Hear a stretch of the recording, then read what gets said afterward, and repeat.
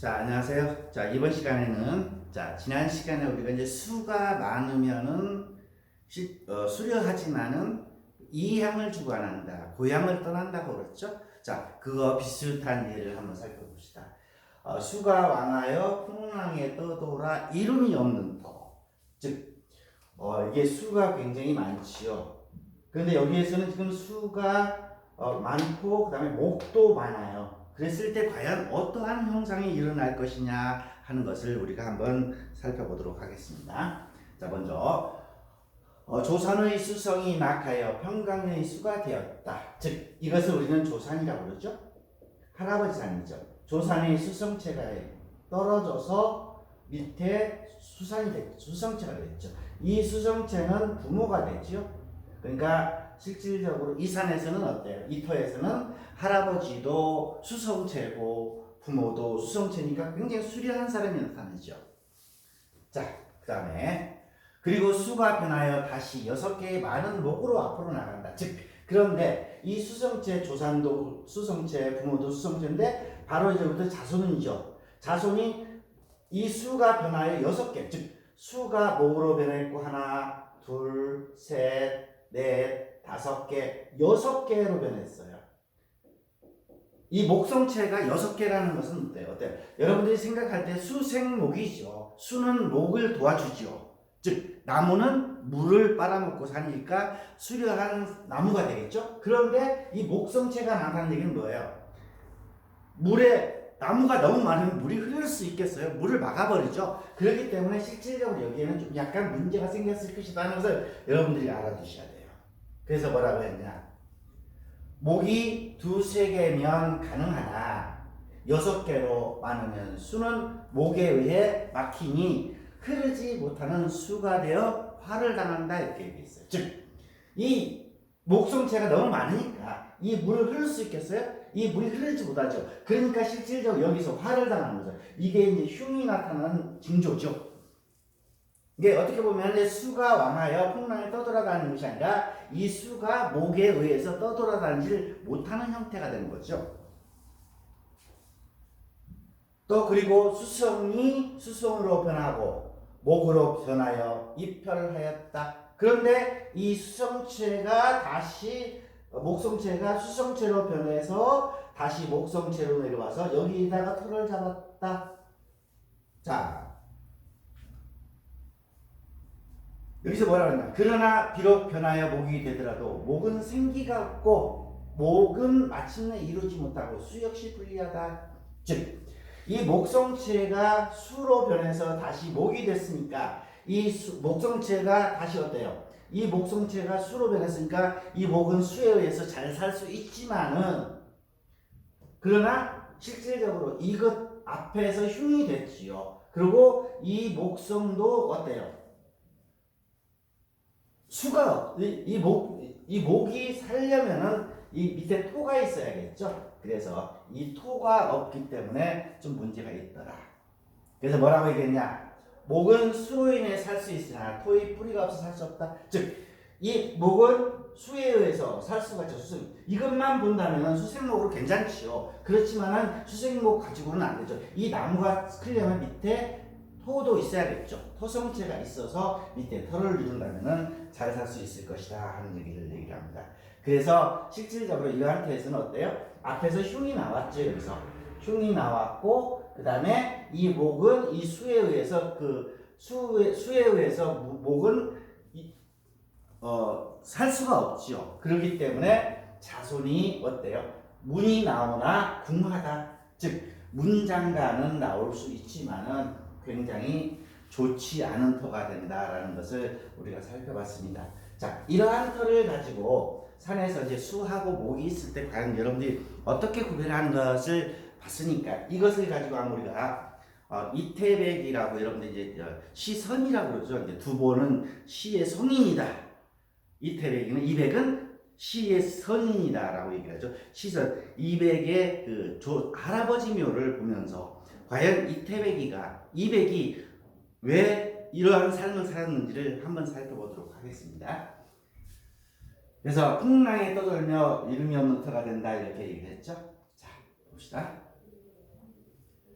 자, 자, 이태백이의 그 이백의 할아버지 묘예요, 이게. 이것은 이제 뭐라고 얘기를 하냐면, 이제, 황룡인자 음해영이다. 즉, 이게 황룡이죠. 황룡이 새끼를 데리고 바다에, 해수죠. 바다에 물을 먹으러 나오는 형국에 굉장히 좋은 터라, 이렇게 얘기를 합니다. 자, 이 터를 한번 봅시다. 이것은 이제 그 이러한 산도가 이제 옛날 사람의 고시에, 옛날 고시에는 뭐라고 얘기를 했는지를 봅시다. 자, 여기는 황룡이 새끼를 데리고 물을 마시는 형국인 인자 음해영이다, 이렇게 얘기했어요. 즉, 새끼 용이, 어미용이 새끼 용을 데리고 바다에 물을 먹으러 되는 굉장히 좋은 터다, 이렇게 고시에는 얘기를 하고 있습니다. 그래서 뭐라고 설명을 하냐면, 조사는 바다 건너 귀인으로 맞고 포로다. 그러므로 문장이 세상을 덮는 명성이 나온다. 자, 앞에 이걸 조산이라고 그랬죠? 앞에 조산에 목성체가 있죠. 이게 문필봉이에요. 그러니까 문장가가 나와서 문장으로 세상의 명성을 뒤엎는다. 큰 문인이 나올 것이다 라고 얘기를 했어요. 그런데 나왔지요. 누가 나왔어요? 이백이 나왔어요. 그리고 사면의 수가 교회하고 황룡의 옆구리 안이 마치 반룡 같다. 서려있는 용이 또아리를 들고 있는 것 같다. 마치 귀룡이 물을 마시러 가운데서 나오는 것 같다. 즉, 이 용이, 귀한 용, 황룡이 물을 마시러 나오는 것 같다. 그래서 여기에서 실질적으로 황룡인자 음해영이라고 얘기를 한 거예요. 사면이 수, 즉, 여기도 물이 있고 여기도 물이 있고 완전 사방으로 다 물이죠. 물이 많은데 이 물 많은 곳으로 용이 물을 마시러 나오는 것 같다고 굉장히 좋게 칭찬을 했지요. 그래서 뭐라고 얘기했냐? 그러므로 비단옷을 허리에 차고 제왕을 아련함을 추구한다. 조정에 들어 명성이 무궁하다라고 굉장히 극찬을 했어. 이 터를 보고. 근데 실질적으로 어땠어요? 이백은 25세에 유랑 생활을 시작하면서 결론적으로 마지막 생애를 유랑으로 끝납니다. 시선이 돼서 굉장히 도교를 좋아했었죠. 그리고 굉장히 많은 훌륭한 시들을 냈지만은 그 생애는 그렇게 별 평탄치는 않았지요. 그렇기 때문에 실질적으로 이렇게 고시에는 얘기를 해놨는데 이것이 과연 이 터를 보고 해설하는 것이 맞느냐 하는 것을 한번 살펴볼게요. 최원정이가 얘기를 했어요. 최원정이는 뭐라고 얘기했냐? 이 산도의 용을 보면 조산의 어병토로부터 천신개장하고 귀인이 중출로 나왔다. 즉 어병토죠. 이렇게 생긴 것을 우리가 어병토라고 하죠. 어병수라고 하기도 하고 어병토라고도 해요. 어병토에서 다시 여기 밑에 수성체로 내려와서 금성체로 해서 그 다음에 여기에 목성체가 이렇게 나왔어요. 여기까지. 자, 그럼 어떡해요? 이 토는 재물이죠? 토하고 이거 수하고 합치니까 이 토는 굉장히 기름진 토가 되죠. 그리고 금이 나왔어요. 저 금하고 수는 어때요? 금은 수에 의해서 깨끗이 빛이 나게 했죠. 그 다음에 목이 나왔으니까 어때요? 이 금으로 목을 자르면은 문장가가 나올 수가 있죠. 그래서 여기에서 벌써 문장가가 나올 기질이 보이더라. 즉 중출로 나왔다는 얘기죠. 이렇게. 그리고 이것이 어때요? 이 귀인이 중출로 나왔다. 가운데로 쭉 나왔어요. 굉장히 힘이 세게 나왔죠. 그리고 기이한 만두와 수려한 봉우리가 다시 평강에 나가에 마치 살아있는 뱀처럼 한다. 즉, 그리고 이 목성체가 떨어져서 평지에서 이렇게 돌아서 마치 뱀이 지나가는 것처럼 구불구불 지나가니까 이 용을 우리는 이러한 용을 갖다가 활용이라고 그러죠. 생용이라고도 하더라고요. 그래서 굉장히 힘이 좋은 용으로 가더라. 즉, 그리고 이 수는 어때요? 이 목을 도와주니까 문장가가 나올 수가 있지요. 또 횡으로 물이 열이 일듯 몸을 날려 혀를 맺은 후에 평출하였다. 그리고 다시 혀를 지나서 다시 횡으로 이렇게 물결이 가면서 여기서 횡룡 입술을 한 거죠. 그렇죠? 그래서 실질적으로 이러한 형태를 보면 굉장히 용의 형태를 보면 화려하더라. 특히 용어가 분명하고 문필봉은 수봉이 조응한다. 즉 청룡과 백호도 완벽하고 외청룡과 외백호도 완벽하고 그리고 완전히 감싸고 바깥에 이 조산 역시도 굉장히 수려한 산이더라. 자, 여기까지 보면은 실질적으로 용의 형태로 보면은 나쁜 것은 없지요. 또 해수가 크게 걸치고 아득히 바다가 끝이 없다. 근데 이 사명이 바다로서 물결이 굉장히 수가 강하죠. 자, 이 여기까지 본다면은 실질적으로 나쁜 점은 없어요. 실질적으로 여기에서 평가나 이 최원정이가 얘기한 것이나 거의 비슷해요. 그런데 최원정이는 여기서 뭘 봤느냐면 이 출신을 본 거예요. 토성체에서 수성체로, 금성체로, 수성체로, 목성체로 내려서 문장과 기질이 나온다. 그런데 이 수가 이제 문제가 될 것이다라는 얘기예요. 그래서 최원정이 뭐라고 그러냐?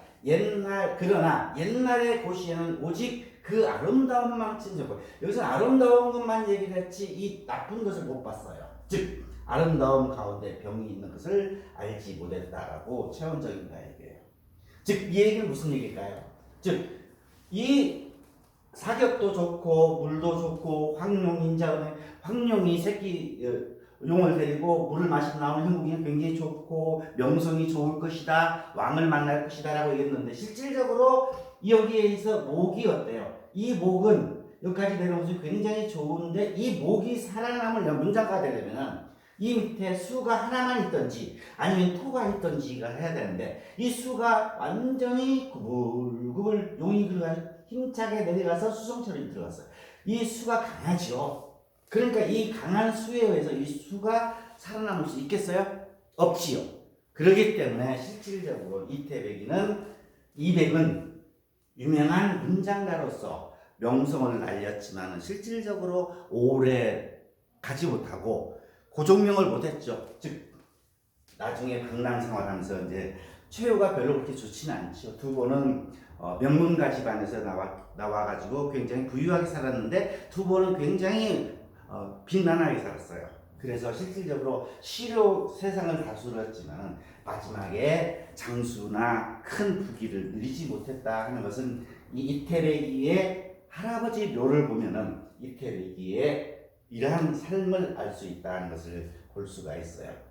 자, 이것은 이제 이러한 것들이 이제 오성의 조화죠. 즉 우리가 이러한 형태만 보지 말고 뒤에서 내려오는 용의 형태를 보면서 기륜을 예측해야 된다. 그래서 뭐라고 그랬냐 최원정이는 자 오성의 조화와 묘미를 알지 못하는데 장의 이론이 아니면 그저 알죠. 즉 장자미의 옥수진경 이론이 아니면 이런 것들을 해설을 못한다라고 최원정이가 얘기를 했어요. 여러분들이 알고 있는 최원정이는 굉장히 유명한 사람이죠. 주자의 친구이면서 굉장히 풍수지리적으로도 굉장히 많은 책을 썼죠. 발미론이라는 책들을 쓰기도 하고요. 그래서 이러한 터를 볼 때 여러분들이 그냥 형국으로만 보지 말고 이렇게 형세 위에서 내려오는 조상부터 내려오는 산의 형태를 면밀히 관찰해서 본다면 이 터의 기흉을 정확하게 볼 수 있다는 것을 여러분들이 알 수 있을 거예요. 실질적으로 이제 이백이 같은 경우는 두보와 함께 이제 큰 그 시성이죠.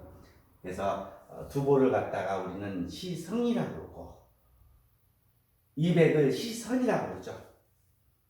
그리고 이백은 실질적으로 이제 아버지가 중앙아시아에서 장사로 무역상을 하던 사람이에요. 그래서 어릴 때 이제 정규 교육을 받지 못했었는데 실질적으로 남성적이며 용맹했고 독서와 검술을 좋아했었고 또 25세에 촉지방에서 나와서 고향을 떠나서 아버지 유산을 다 소비하고 멸망하고 있는 멸문 귀족들과 몰락하는 자제들과 만나서 유랑생활을 하면서 강남 지역을 여행하면서 이제 시를 지으면서 특히 이백 같은 경우는 도교에 이제 수양하게 됐어요. 이제 도의 사상은 신선 사상이죠. 그래서 이 사람의 이백의 시를 보면은 신선이 굉장히 많이 등장해요.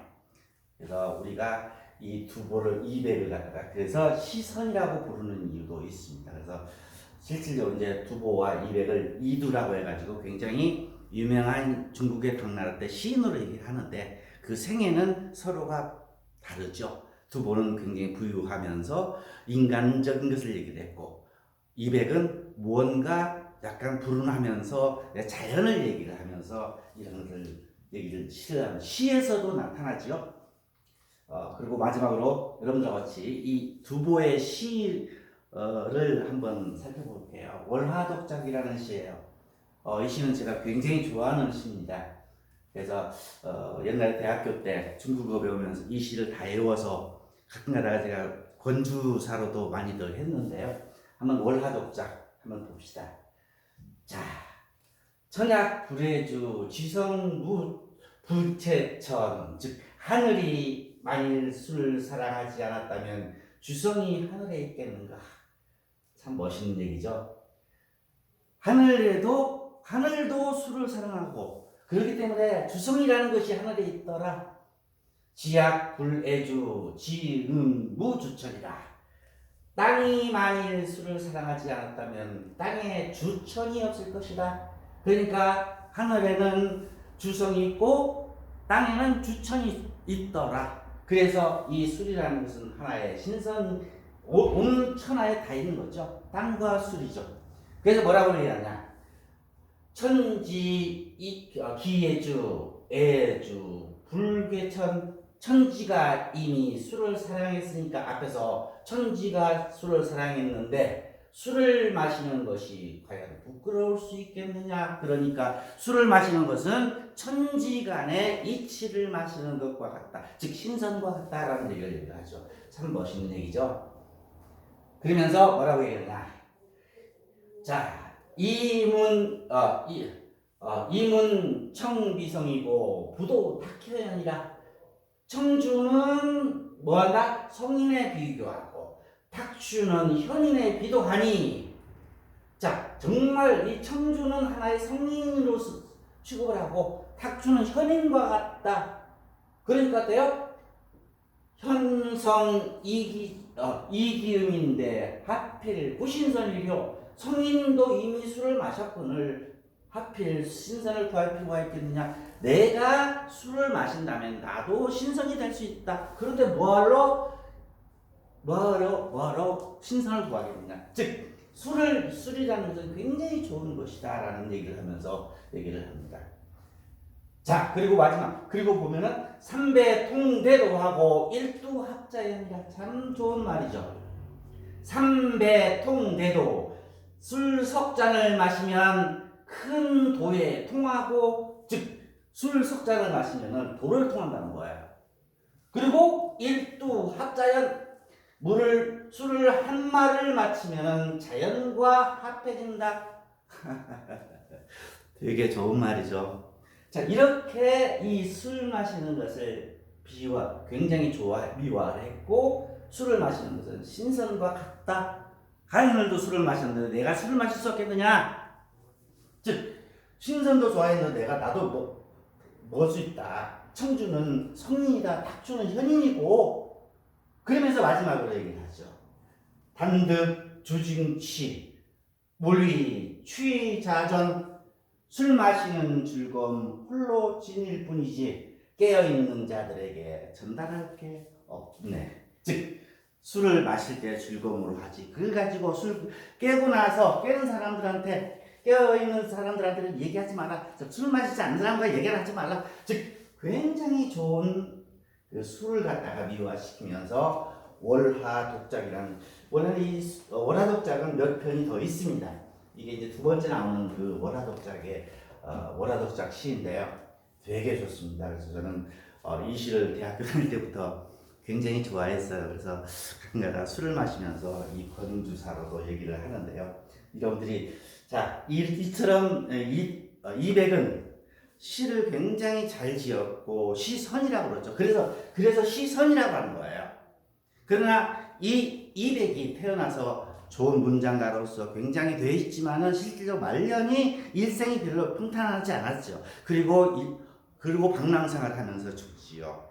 자, 이런 걸 보면은 이러한 것이 아무리 좋은 사람이 태어나도 왜 이 사람이 출세를 하지 못하고 훌륭하게 명성을 나타났지만은 이렇게 불행했는가 하는 것은 앞에 이 사람의 할아버지의 묘를 보면은 이게 나타난다라는 걸 보면은 여러분들이 이제 풍수질이라는 것을 하나의 이제 미신이 아니죠. 이렇게 우리가 정확한 이론에 의해서 얘기를 하기 때문에 이렇게 여러분들이 앞으로 풍수질을 배워서 써먹고 그 다음에 이렇게 해설해야 된다고 생각을 합니다. 그래서 앞으로 여러분들이 꾸준히 배우신다면 여러분들도 어느 터에 가서 그 터를 보고 그 기류 과목을 예측하고 스토리텔링을 만들고 이 스토리텔링을 가지고 컨텐츠를 할 수 있는 개발할 수 있는 좋은 학문이다라는 것을 다시 한번 말씀드리면서 여러분 열심히 공부하시길 바랍니다. 앞으로 쭉 계속 강의를 할 것이니까요. 여러분들 같이 공부할 수 있도록 하면 감사하겠습니다. 감사합니다.